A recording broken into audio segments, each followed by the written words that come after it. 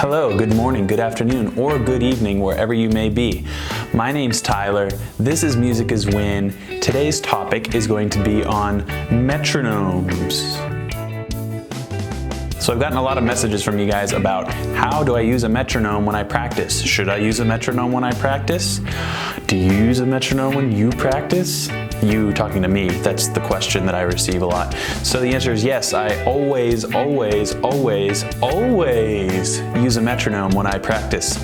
And here's why. Unless you're Steve Vai, practicing is really boring. I want to get the maximum efficiency for this practice time that I spend doing something that I think is tedious and yet essential for your development and continued growth as a musician. If you're gonna do something, you better do it right, because if you're gonna sit down and practice these alternate picking exercises and sweep picking exercises and legato and all your modes and major scale, harmonic minor, harmonic major, melodic minor, you're actually not learning those things correctly if you don't have a metronome to measure your progress. So we all know basically how a metronome works. You set it at a tempo, set it at a tempo, set it at a tempo, and then you play whatever exercise that you're gonna play, and then you slowly speed up the tempo on the metronome as you get better at the exercise. So since you already know that, I'm not gonna go over how that works or what exercises specifically that you need to practice. There's a billion exercises. I actually like to come up with some of my own, which I'll show you, but the focus on this lesson is actually getting the most out of the metronome without having to fiddle with the settings or really pay attention to it at all. So here's the concept for you guys to try out.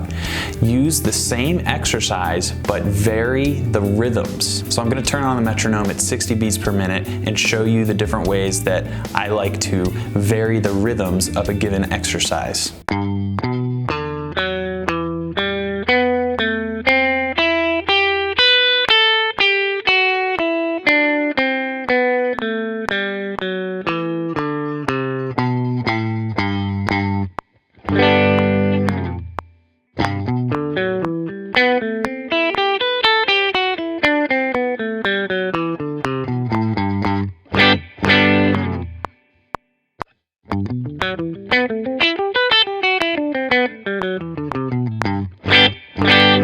So all I'm doing is taking an exercise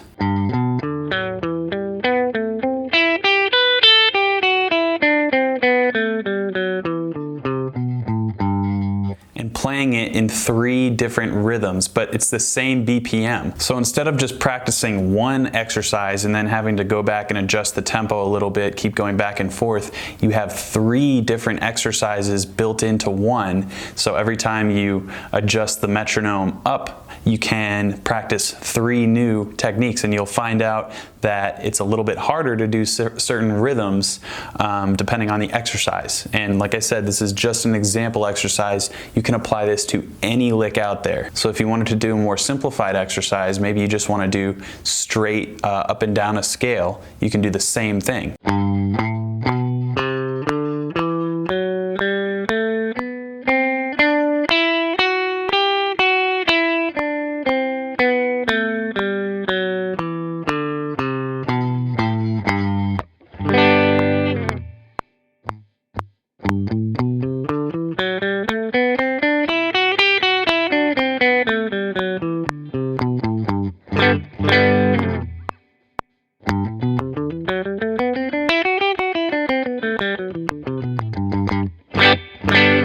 This is an awesome skill to have because you can take riffs or licks that you already know and change them up. So essentially, you're milking them for all they're worth. You're really juicing the lemon. So you can take something like this that you already know and turn it into something like this. Or